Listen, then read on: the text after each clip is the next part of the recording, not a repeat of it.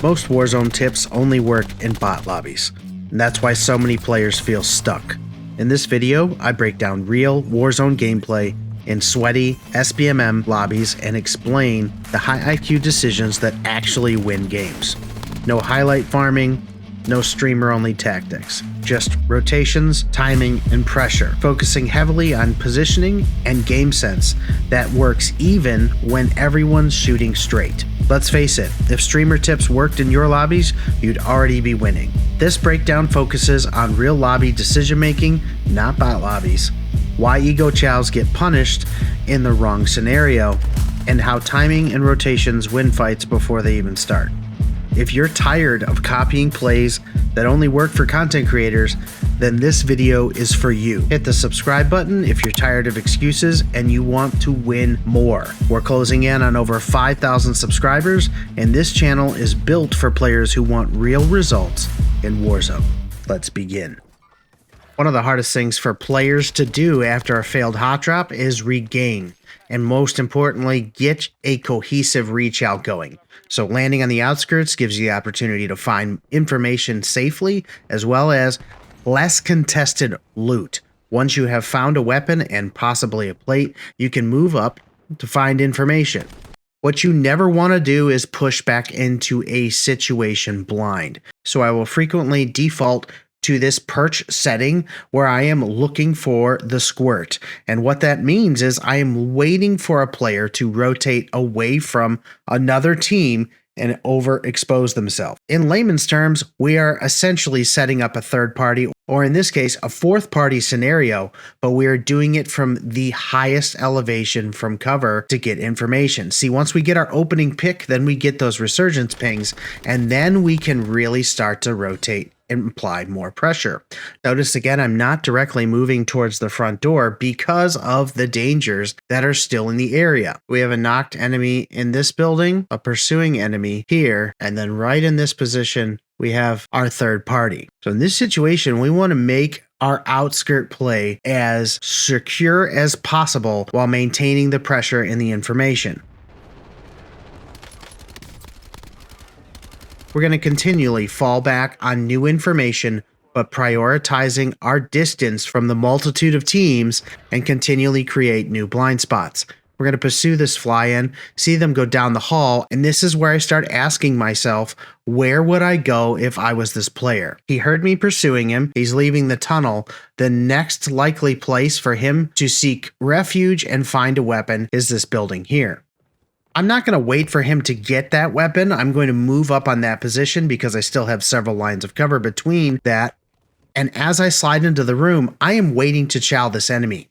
I have audio cues that he was on wood, but I don't see him other than this tiny detail. And this is going really in depth because I was watching his character skin. I saw that he was wearing the black trench coat and immediately was looking for that profile in the room. And if I rewind that back, as I came into the room, looking into the left corner first, checking my window, and then I consciously made a decision to slide into the room. And at that point, I was making a complete line sweep of this entire sector, looking for that coat. And that's the way you have to intentionally move throughout a building, looking for an enemy that you're chasing. Once I spot his location, I recognize that I can shoot through that surface, and then I'm falling back once again to the least likely area to have the enemies. During that exit strategy, my next hot target is right here on the buy station. So once I have control of the situation, I've replayed it and reset my weapons.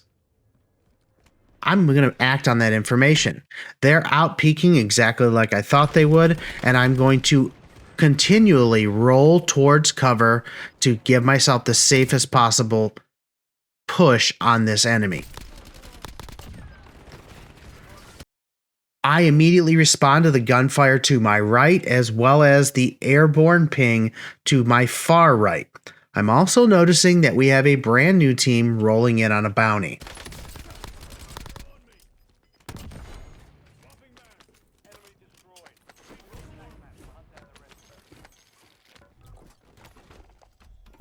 So I'm going to take that cash and I'm going to chuck my loadout to safety and rotate away from this position. Now, as I am pushing in with zone, I am also looking at the fact that these guys are now going to try and regain. And it is extremely important that you move with these players that you are eliminating but not wiping so that you can continually apply pressure to their regain. Look to the sky, follow those red trails as they land in, and then look for those contracts to continually ping, especially via bounties. If they get poached by another team, you will have cash from them to then purchase a UAV. One of the things I talk about a lot is passively looting. Is I don't spend a lot of time looting after I get my loadout. I am moving towards that information, but finding cash and plates along the way. At this time, we have our loadout crate. Visiting that when you have your loadout already is the next free form of information, because there are going to be at least 2 boxes, and this is designed to draw multiple teams together to keep the pacing of the game going. That is the best place for you to find regaining players who have been floating, waiting for free loadout, or trying to compile cash to get to that point. I don't have any visuals from this point, but I'm not going to vacate the area. I'm going to look for new information along the way. I see a buyback at Mansion and a fly-in. When I am pushing in on a scenario, I want the pinch method. I can see that blue is to my left over here, so I am moving towards the right to do a cutoff route on the player that just flew in, because I know that the person that bought him is likely going to rotate towards cover. Now, this becomes a map awareness situation, but if you look at it logically, if this player is over here at the buy station and they have to get in zone, they're either going to have to go into this open creek bed or they're going to come towards cover and go back towards the activity. I want to catch them whichever direction they go. We catch a visual and we have the right gun out for the fight. We ignore the knock and re-chow the retaliating enemy. Thirsting, then going back to thirst the first knock.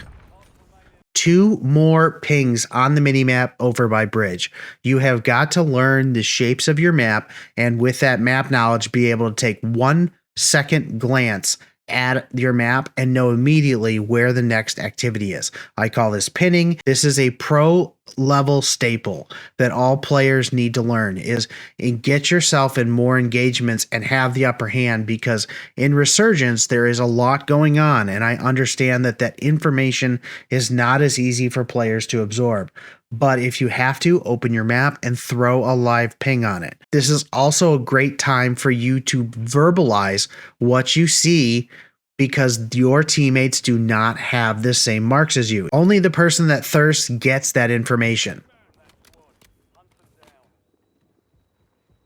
So I'm going to see if I can get a visual. I have another player flying in, more loadout activity.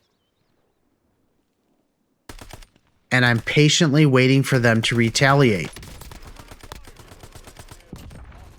That fly-in immediately draws my attention back over, and I change weapons. Notice there's a quick flick here. Right in between this guy flying in, I see the left streak. It's up here in the corner. I have a fresh fly-in on my teammate, and this guy believes he has what it takes to take out a ruthless gamer dad. So I'm going to fake left and then slide right, break his camera just ever so slightly, enough to throw him off. That right, and then catching them when they are off guard because they are shooting in the complete wrong direction. These are the decisions that will change short range fights. It's not about hyper aggressive movement and crazy 360s and YYing and sliding into them and trying to completely break their camera. This small positional change they were not prepared for, and it completely ruined their reaction. Now I'm going to take that free information from the map to confirm that the player I saw fly in is in barn. I have the advantage here. I will absolutely sell a PR game to hold a player in a building that wants to hang out too long. And while that seems incredibly unproductive, ignoring the player that's behind you with a buy station is extremely ludicrous. We want to maximize the position, take the widest angle, and wait for the gas to work for us. I frequently say this to both students and subscribers. Your extra teammate is your gas line. It is the natural pinch that you can create even if your teammates are not paying attention. You want to have an extremely wide angle, but if you already have someone doing it for you, take an unexpected nook like I have between the trucks here and then force them into the open, and the gas will knock them, or your other player can as well. Now that bounty is doing the work of the information for us, because during that time we were distracted by multiple enemies. We were not able to pop off another UAV. I'm covering my teammates' crossover, keeping the shots off of them, and then trying to get a vantage point on those players. How quickly they're able to fight back and knock makes me very uncomfortable. I'm backing off the fight to see what's going to happen, waiting for both players to get thirsted, and then buying.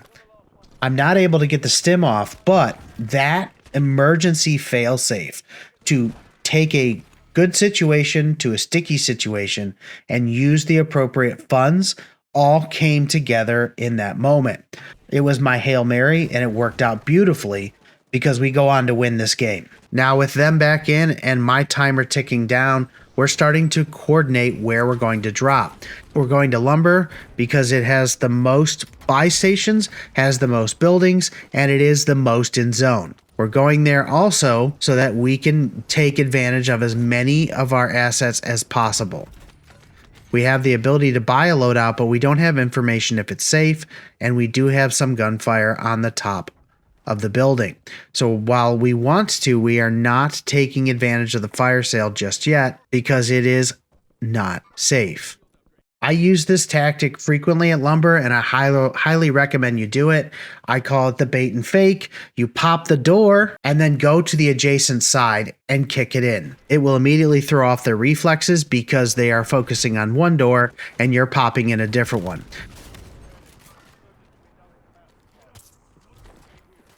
This is great cover fire by our teammate to save the other, and then I'm going to communicate that I have an armor box going down, and I'm taking in the information that they are over flying in on the next set of buildings. Again, we're not over committing to any of these fights. We're playing very modest, which is something you have to do in real lobbies. One of the problems that I think that viewers really have with Warzone content, whether you watch it for improvement or for entertainment, you cannot continually push at all points of the game. You have to be able to turn the go switch off and sit still and gather information and resources. Primarily because the end of the game, you want to be focusing heavily on your position. Now, third circle's closing, and we don't have our loadout yet. We're going to make a play for the buy station. We're going to combine that funds, and then I'm going to provide cover fire or at least information to that roof line.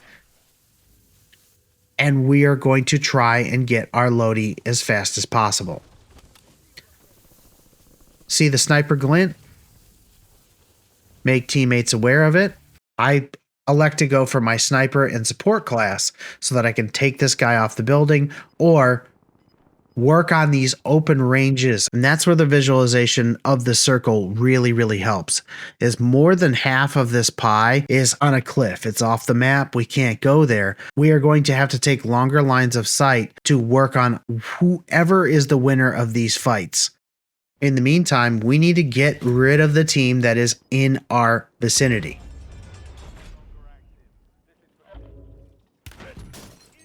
I take a sniper hit, but I don't jump down right away to see if there's a roof push. Once I get pushed upstairs, I am fleeing to downstairs, taking cover inside the building, stimming, and going to the most secluded corner to get my plates in. Eyes on the minimap after each move, listening for gunfire, respecting the roof line, hugging that cover. At this point, we are trading off those shots, and I can't get a successful shot because I was the bait. I drew the guy off the roof, and that's what's really important here is you don't always have to be the hero. All the way back at this point, I knew I had one on the roof that was ready to take me out. I chased the gunfire, and at this position here, I got a notification that I was being shot in the back, which confirmed that they were on the roof. I was out of stims, so I had to use movement and cover to get away from this enemy. Once I did, they overexposed themselves, and you can see clearly that blue has a direct line of sight on this guy on the roof.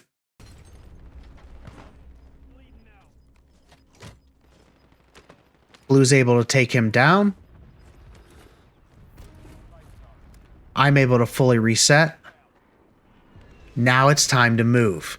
The circle pulls even harder into the cliff. So we're keeping as close to this edge as possible, but their teammate just bought back at the buy, and I'm ready to defend this buy station. I get completely broken by a player leaving the gas line, and that's what you have to be careful of in these narrow strips, is the gas will force players into close quarters because they have to choose between going into the open or contesting you for that cover. Moving around and communicating. Sliding out to Chow here, discouraging it, but hearing the footsteps on the right and giving up on chase 1 to initiate the defense of the second enemy. Again, it is very important that you start to use movement more strategically. Sliding directly at them does nothing but help their aim assist kill you. Versus when you jump out at this point, it creates both a reflex problem and a mechanical aim assist problem. It is very important to change your bounce after the first jump. And I'm going to replay that. This is a very aggressive ego chow, but it is necessary when you are retaliating to someone's pinch. Jump right, jump left. Very small movements. Blue is immediately bought back into the game. Now we assess the new threat. We have a 2v3. We have the advantage in player count, but we do not have the advantage in map, because at this point we have all of this open terrain and no visual. So pay very close attention to how passive I play this endgame. I have a very small piece of information that they are moving in the open between the brick wall and the stump, and I catch it for a millisecond. They don't even re-expose.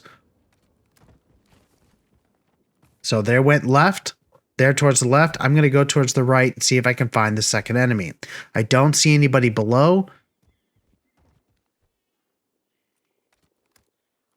We are hanging back. We're not pushing up in the line because they are likely going to hold the position. I have new information. He's inside the red car. I call out the red car and mark it. He moves to the front of the train. And this is a high-skilled player. They are not engaging me from the same angle. I've seen them in 3 different spots, and they are moving like a ghost.